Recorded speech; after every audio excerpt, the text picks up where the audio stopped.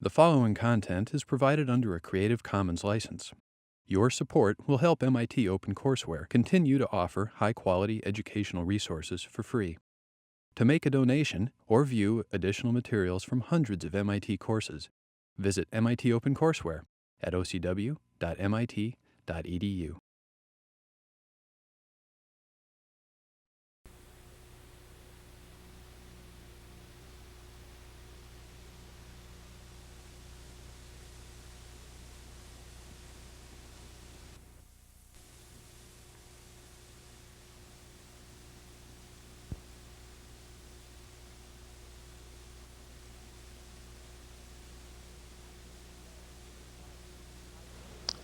Hi. Our unit today concerns something called the dot product. Now, it's very easy to just mechanically give a definition of the dot product, but in keeping with the spirit both of our game and of our correlation between the real and the abstract world, let's keep in mind that when it came time to define vector addition, we chose as our definition a concept already used in the physical world, namely that of a resultant vector.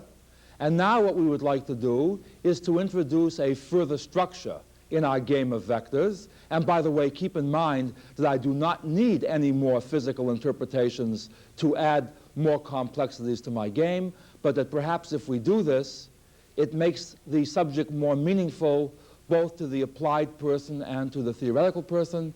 The idea that I wanted to keep in mind for motivating today's lesson was the old high school idea of work equals force times distance in the elementary physics course. Well, rather than talk on like this, let's just take a look and see what's going on.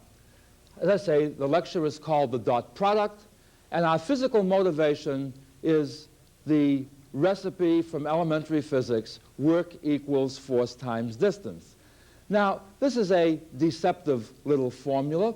First of all, what it really meant was, when we learned this recipe, was that the force was taking place in the same direction as the object was moving. Now, what happened next was the following situation.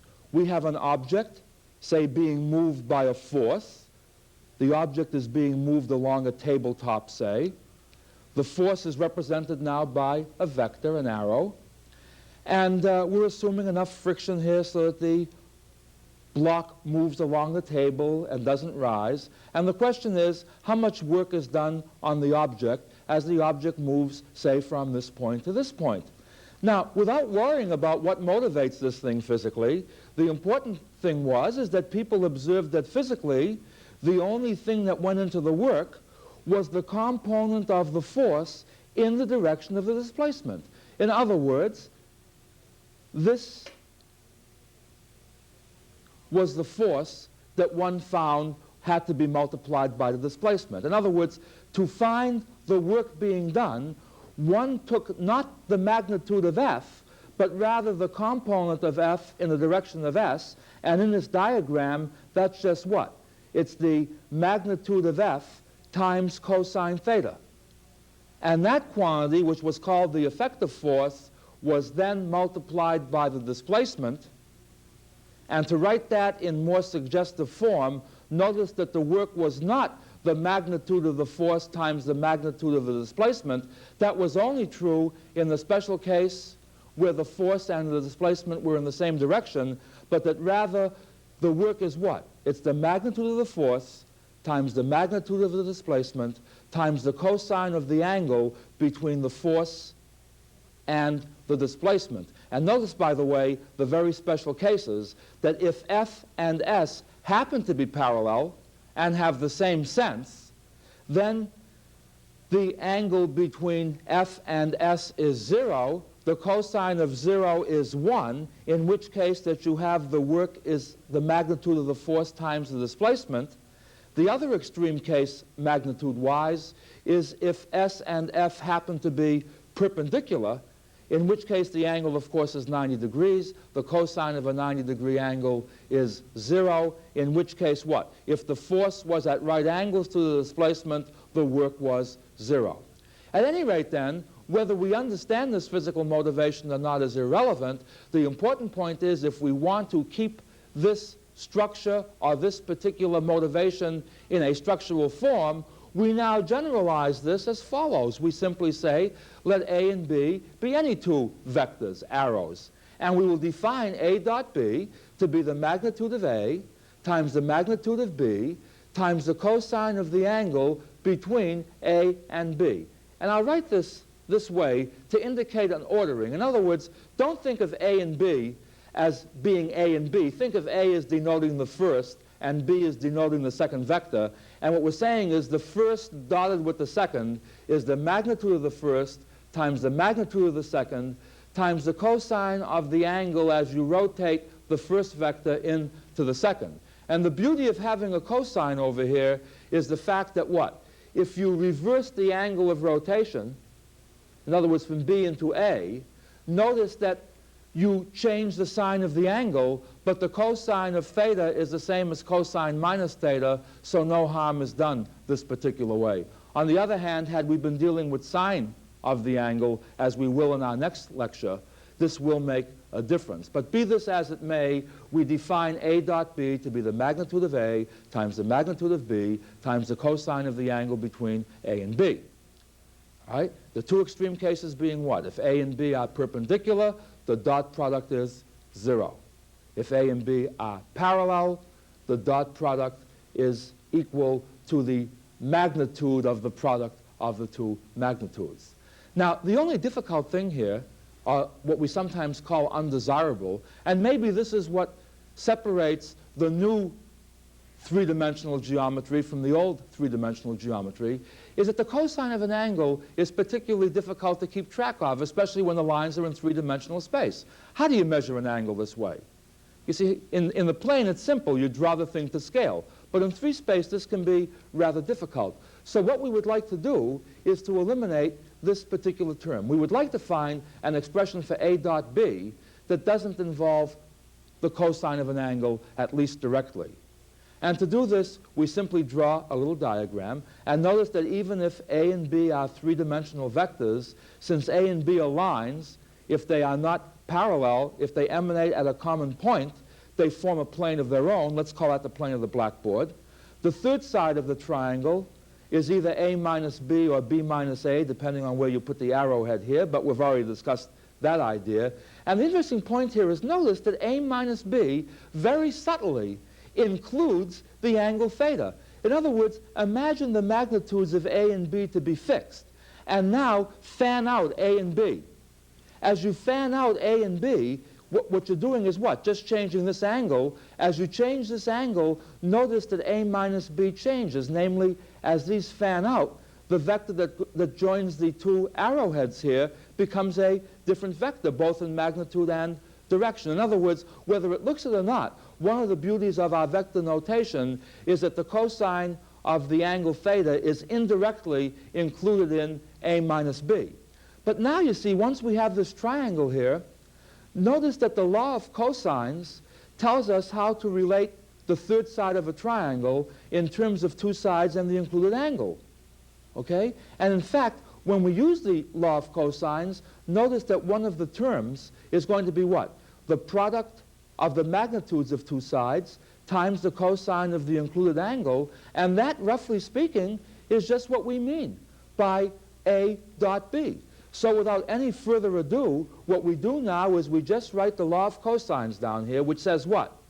The magnitude of A minus B squared is equal to the magnitude of A squared plus the magnitude of B squared minus twice the magnitude of A times the magnitude of B times the cosine of the angle between A and B. And then, you see, we simply recognize that this term here is by definition A dot B. We can now take this equation and solve for A dot B, which, by the way, this is very, very important to notice. I should have pointed this out sooner. But A dot B is a number.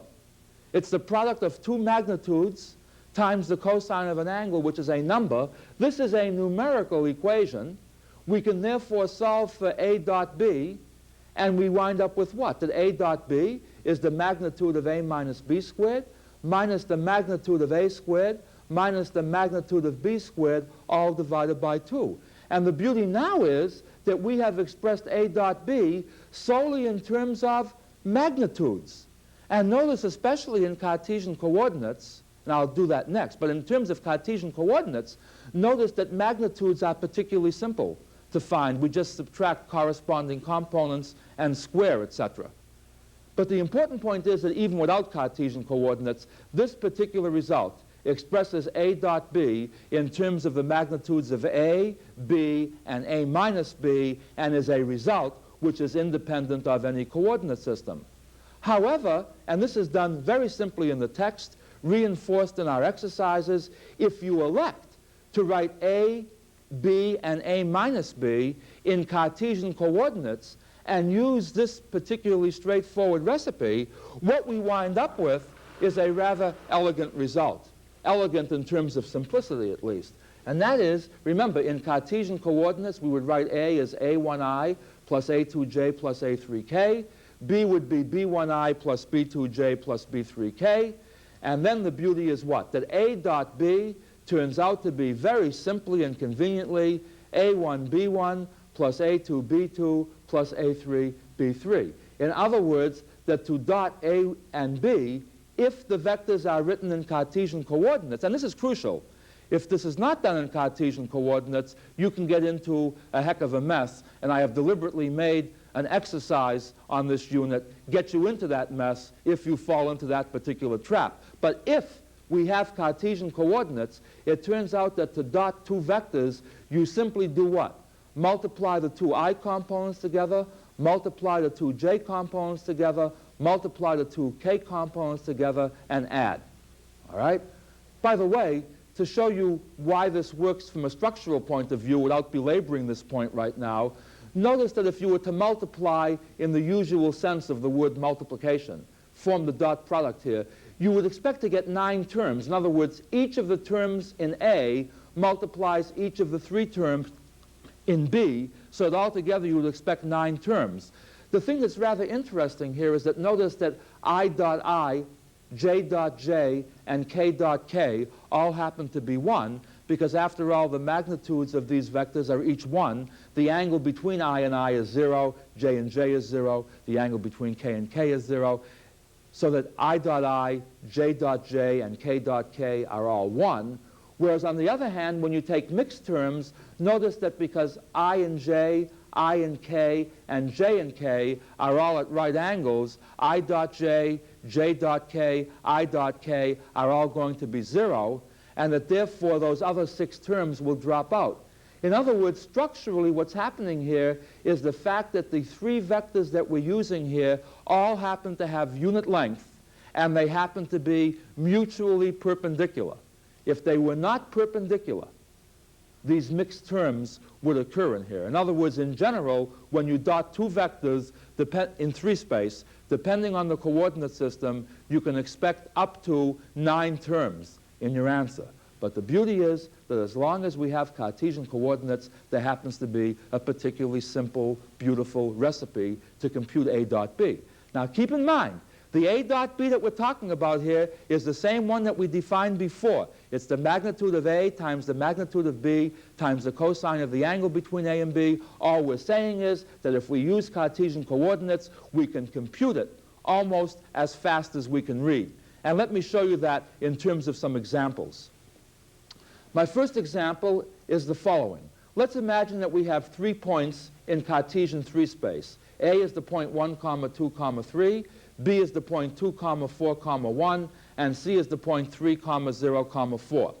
We draw the straight lines AB and AC, and we would like to find the angle BAC. In other words, the angle theta. The first thing that we do, and this is one of the beauties of how vectors are used in geometry, is that we vectorize the lines A and B. We put arrowheads on them.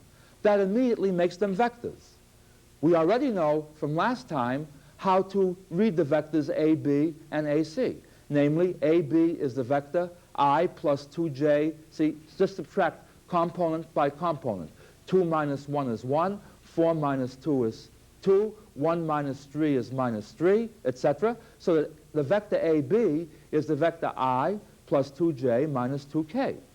And the vector AC, working in a similar way, is 2I minus 2j plus k.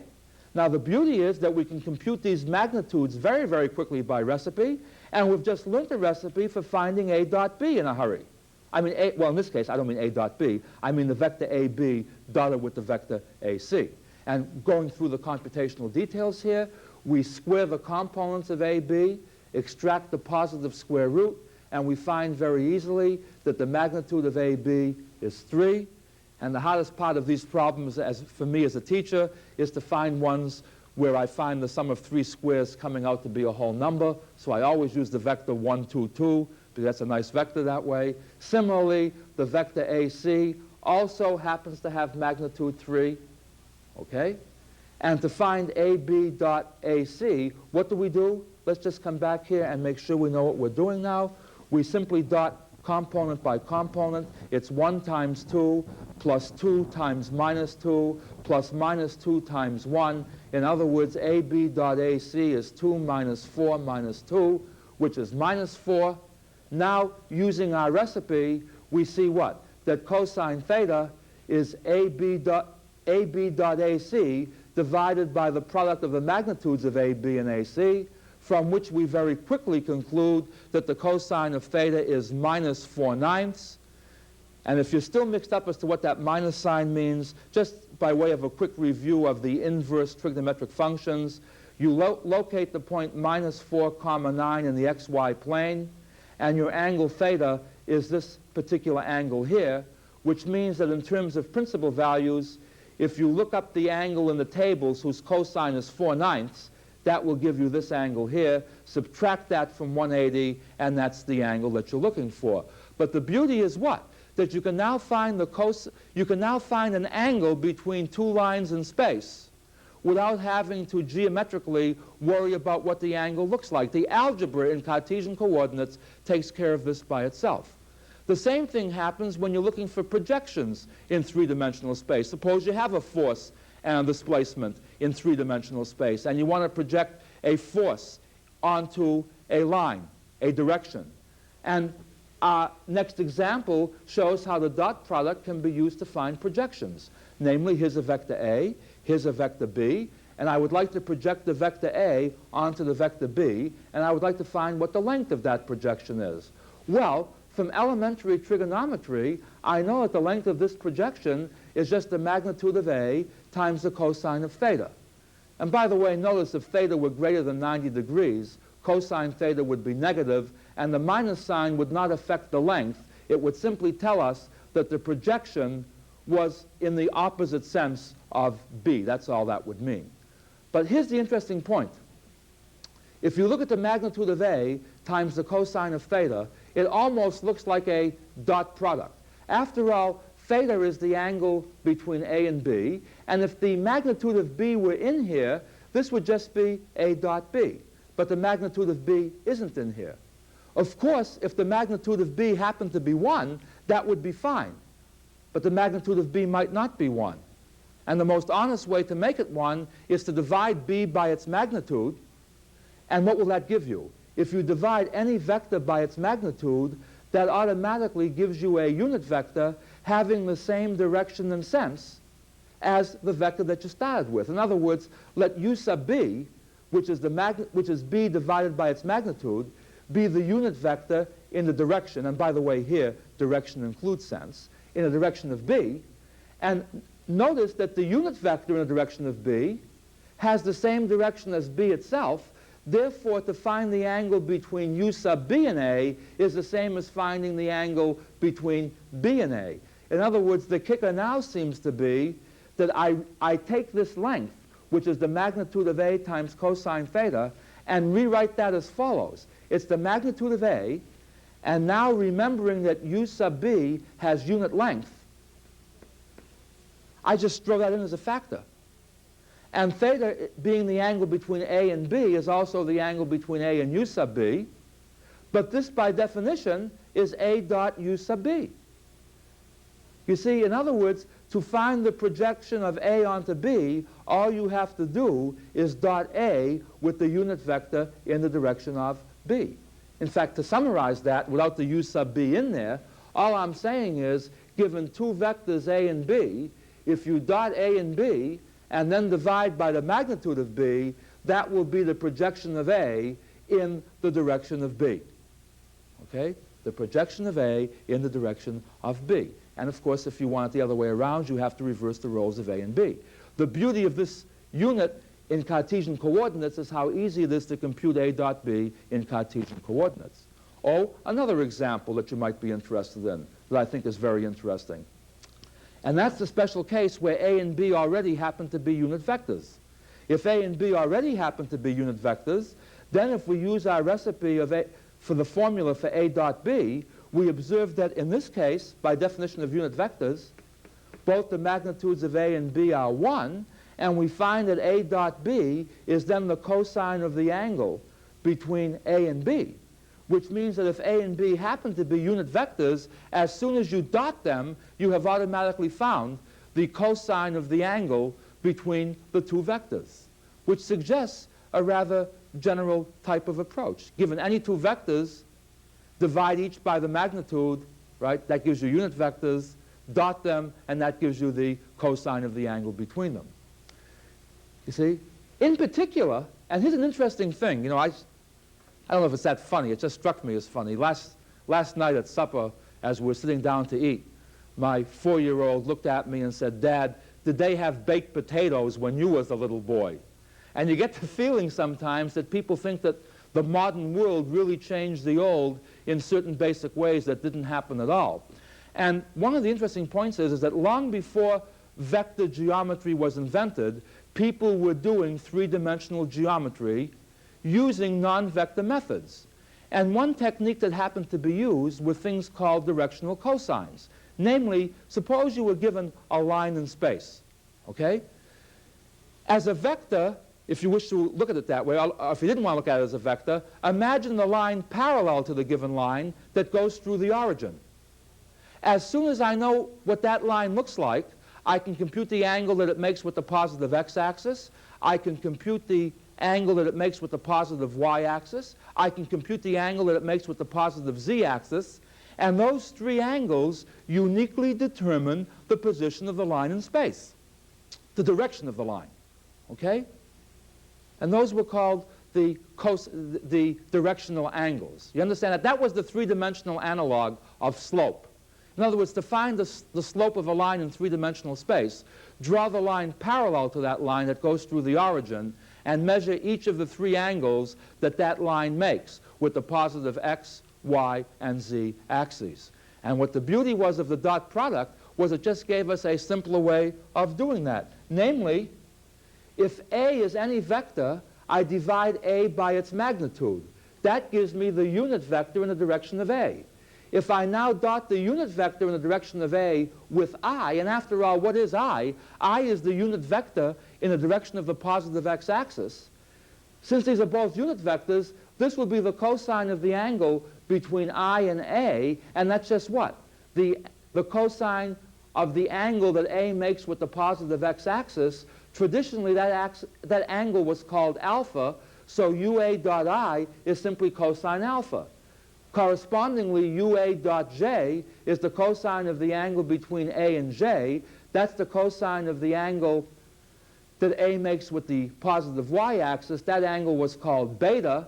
This is cosine beta, and u sub a dot k is cosine gamma, where gamma is the angle that a makes with the positive k direction. And these being the cosines of the angles, these were called the directional cosines, and they yielded the slope of lines. But one must not believe that one needed vectors before he could do three-dimensional geometry. What did happen was that vector techniques greatly simplified many of the aspects of three-dimensional geometry. Well, let's leave this part for a moment and close for today by coming back to our game idea. Remember that ultimately, all we will ever use, once we get started with our game, all we will ever use are the structural properties. Now, I've gone through these in the notes. I've gone through them, or you'll go through them with me in the text, or with yourselves in the text. Let me just point out certain properties of the dot product that are shared by regular arithmetic as well. For example, a dot b equals b dot a. The dot product is commutative. Why is that? Well, think of what a dot b is. It's the magnitude of a times the magnitude of b times the cosine of the angle between a and b. But that's the same as what? The magnitude of b times the magnitude of a. After all, numbers we know are commutative when you multiply them. And the cosine of the angle between a and b is the same as the cosine of the angle between b and a. So these are equal numerical quantities. Again, without going through the proof here, it turns out that if you want to dot a vector with the sum of two given vectors, the distributive property holds. Namely, a dot b plus c is a dot b plus a dot c. By the way, if you did want to prove this, all you would have to do, if you couldn't see it geometrically, is to argue as follows. You say, you know, the easiest way to add and dot vectors is in Cartesian coordinates. So let me prove that this result is true in Cartesian coordinates. Carry out the details, and if it works in Cartesian coordinates, since the result doesn't depend on the coordinate system, the result must be true regardless of the coordinate system. But it's a very simple exercise to actually write A, B, and C in terms of I, J, K components, compute both sides of this expression, and show that they're numerically equal. I say numerically because it's crucial to notice that both expressions on either side of the equal sign are numbers. B plus C is a vector. A is a vector. When you dot two vectors, you get a number. Finally, a scalar multiple of a vector dotted with another vector has the property that you can leave the scalar multiple outside. In other words, you can first dot the two vectors and then multiply by the scalar. In other words, in a way, you don't have to worry about voice inflection when you have a scalar multiple. And we will talk more about these as we go along. However, what's very crucial is to notice that the dot product does have some difficulties not associated with ordinary multiplication. So I say, beware. For example, somebody might say, I wonder if the dot product is associative. I wonder if A dot B dotted with C is the same as A dotted with B dotted with C.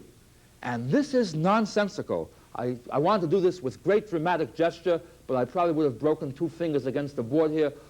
Let's just cross this out so that you won't be inclined to remember that.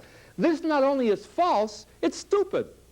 And the reason that it's stupid is that it's nonsensical, that these things don't make sense. Namely, the dot product has been defined to be an operation between two vectors that yields a number.